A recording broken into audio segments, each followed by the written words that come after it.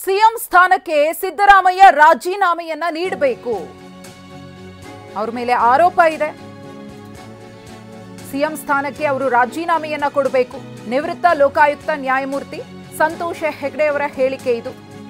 ಈ ಹಿಂದೆ ಲಾಲ್ ಬಹದ್ದೂರ್ ಶಾಸ್ತ್ರಿ ಅವರು ರಾಜೀನಾಮೆಯನ್ನ ನೀಡಿದ್ರು. ಅಪಘಾತ ಮಾಡಿ ರೈಲ್ವೆ ಸಚಿವ ಸ್ಥಾನಕ್ಕೆ ರಾಜೀನಾಮೆಯನ್ನ ಕೊಟ್ಟಿದ್ರು.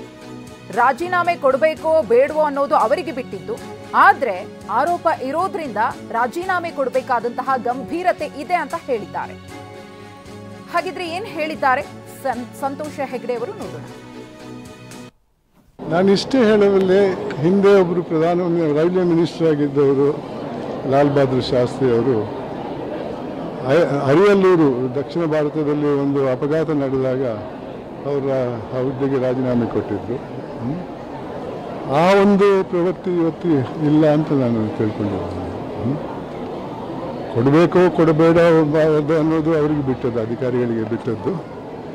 ಇಂಥ ಗಂಭೀರವಾದ ಆರೋಪಗಳಿರುವಾಗ ನನಗೆ ಅನಿಸ್ತಾ ಇದೆ, ಕೊಡದೇ ಇದ್ದರೆ ಕಾನೂನಲ್ಲಿ ಏನು ತಪ್ಪಿಲ್ಲ, ಆದರೆ ಸಾರ್ವಜನಿಕರ ದೃಷ್ಟಿಯಲ್ಲಿ ಅವರನ್ನು ಕಾಣಬೇಕಾದ್ರೆ ನನಗೆ ಅನಿಸ್ತಾ ಇದೆ ರಾಜೀನಾಮೆ ಕೊಡಬೇಕಾದ್ರೆ. ಸ್ಯಾಂಕ್ಷನ್ ಕೊಟ್ಟದ್ದು ಮೂಡಾದ ವಿಚಾರದಲ್ಲಿ ಮಾತ್ರ.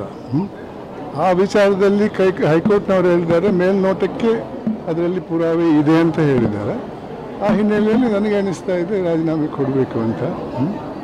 ಮತ್ತೆ ಅವರಿಗೆ ಬಿಟ್ಟದ್ದು. ಈ ತೀರ್ಪು ಹೈಕೋರ್ಟ್ ತೀರ್ಪು ಬರುವ ಮೊದಲು ಹೇಳಿದ್ರು ನಾನೇನು ಮಾಡಲಿಲ್ಲ ತಪ್ಪಂತ ಅವ್ರು ಹೇಳಿದ್ದಾರೆ.